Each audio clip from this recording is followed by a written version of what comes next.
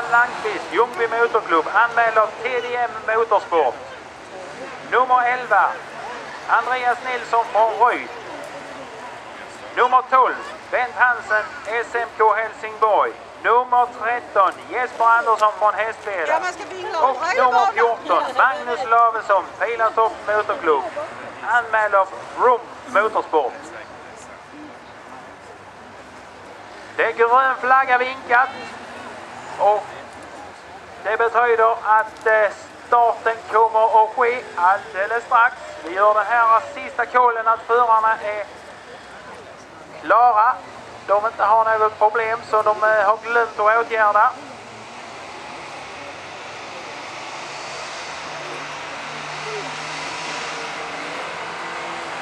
Där släpper vi iväg dem. Och ingen bil som är snabbast med. Kommer utanför banan men kommer in igen. Jag har 6 bilar som är på gång här.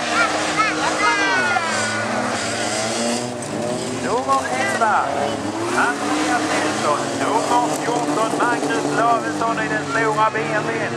Nummer 9, Harald Landqvist på tredje. Jesper Andersson på fjärde.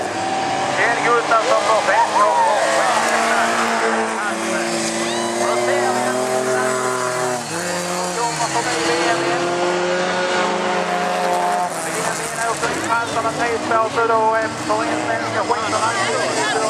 Så då åker han rakt fram och så kommer han förbi BMWn och så vill han komma i målen. Han får fritt spelrum och kan närma sig ledaren och ge chanserna 3 spår när han själv vill. Ja, vi får någon riktig fight här. Nummer 14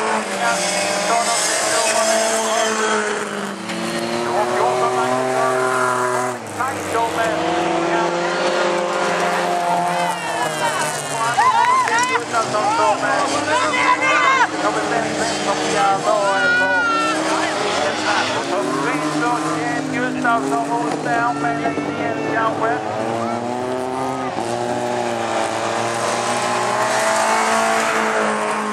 Han kommer långt ut här och Lavesson han stannar på med den stora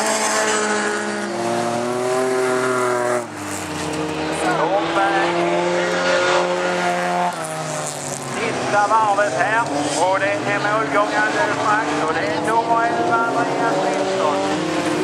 Det är nummer 9 Harald Landqvist. Det är nummer 14 Magnus Lavesson på tredje plats och fjärde plats